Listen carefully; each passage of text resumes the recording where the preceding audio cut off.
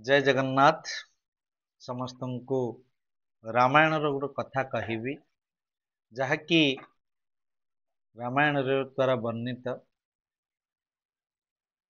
जानी चारि जुगरे चारि जन थिले जो माने पशु पक्षी कथा को बुझी पारुचंती बा पशु पक्षी कथा को बुझी पारुथिले जेपरि सत्य जुगरे नल राजा बुझी पारुथिले त्रेतया जुगरे कैकेयी बुझी पारुथिले द्वापर रे राजा पांडु बुझी पारुथिले एवं कली जुगरे स्वामी विवेकानंद बुझी पारुथिले। एई कथा कहिबार अर्थ तृतीया जुगर कथा सूर्यवंशर दायद प्रभु रामचंद्र राजा हेबे बोली चारिआडे प्रचार होई सारिथिले। एई समय रे चारि समग्र अयोध्या नगरी उत्सव मुखरित होइतला आलोक रे साजसजा चलीतला। अयोध्या नगरीर समस्त नर नारी बहुत आनंदित थिले जे राम राजा हेबे। किंतु एई समय रे एक दुखद खबर आसी पहुंचला कौन ना कैकेयी दशरथ को दुईटी वर मागिले। कौन से वर? प्रथम वर थिला रामचंद्र 14 वर्ष पई वन गमन करिवे अर्थात वनवास करिवे। द्वितीयटी थिला भरत अयोध्यार राजा हब। एई कथा समस्ते जानिचंती मात्र तार प्रकृत सत्य कथा हला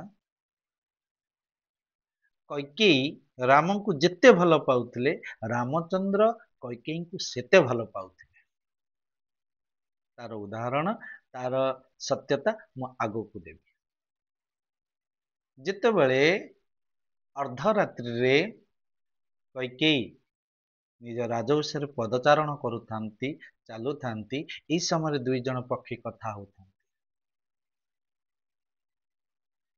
से पक्षीटी आर पक्षी की कहूची अरे तू अयोध्या रे एते आनंद एते उल्लासित होई लोक माने दीप जलुचंती आलोक रे सजा होउची समस्ते आनंदित तू एते मन दुख काहे करिछु?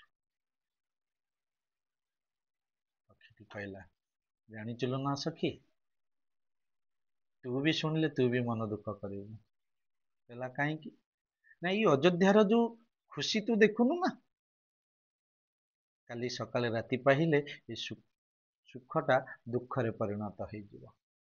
बहुत दुखरे परिणत हो समस्ते कांदी उठिबे ना काहे की ना अयोध्यार राजसिंहासन रे राम यदि राजा हुअंती तेबे तांकर मृत्यु हब।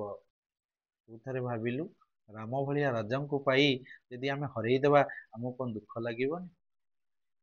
जेतेबेले एई कथा कैकेयी बुझी पारिले सुनिले से आश्चर्य हो जाइथिले विव्रत हो जाइथिले कौन करिवे भाभी पारि नथिले। सेई समय तांकर दासी मंथरार साहाय्य से नैथिले।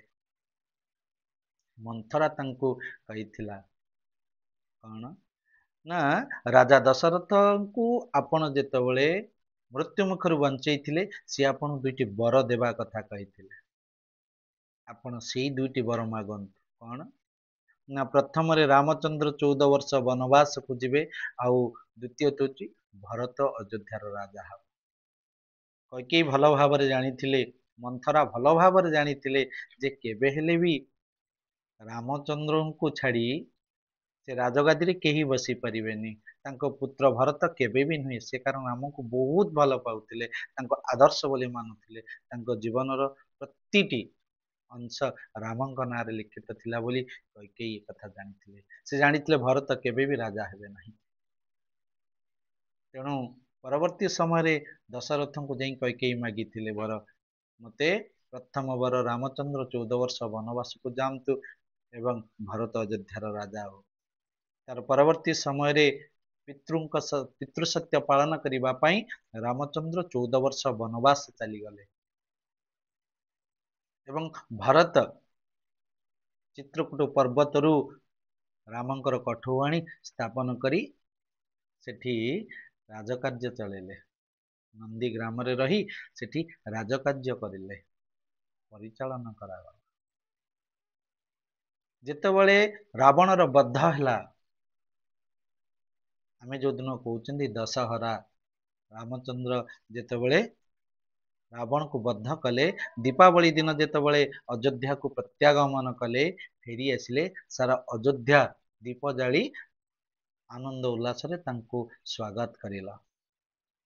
ପ୍ରଭୁ ରାମଚନ୍ଦ୍ର ଯେତେବେଳେ ପ୍ରଥମେ ଆସିଥିଲେ, ସେ କୌଶଲ୍ୟାଙ୍କ ପାଖକୁ ଯାଇନଥିଲେ, ସୁମିତ୍ରାଙ୍କ ପାଖକୁ ଯାଇନଥିଲେ, ସେ ପ୍ରଥମେ ଯାଇଥିଲେ କୈକେୟୀଙ୍କ ପାଖକୁ। କୈକେୟୀଙ୍କ ପାଖକୁ ଦୌଡ଼ି ଯାଇଥିଲେ, ତାଙ୍କୁ ପାଦ ଛୁଇଁ ପ୍ରଣାମ କରିଥିଲେ। ଜୀବନରେ ଯେ ଯାହାକୁ ବହୁତ ଭଲ ପାଏ ନା, ସେ ତା ବିପଦଟାକୁ, ତାର କୌଣସି ଅସୁବିଧା ହଉ, ସେ କେବେ ଚାହେଁନି। ତେଣୁ କହିବାର କଥା, ଜୀବନରେ ଆମେ ଯାହାକୁ, ଯୋଉମାନେ ଆମକୁ ଭଲ ପାଉଛନ୍ତି, ଆମକୁ ଯେତେବେଳେ କୌଣସି କଥାରେ ବିରୋଧ କରୁଛନ୍ତି କି ଆମ ପାଇଁ କୌଣସି କଷ୍ଟକର କାମ ଦଉଛନ୍ତି, ସେଇଟା ଆମର ପାଇଁ ଆଶୀର୍ବାଦ ଥାଏ।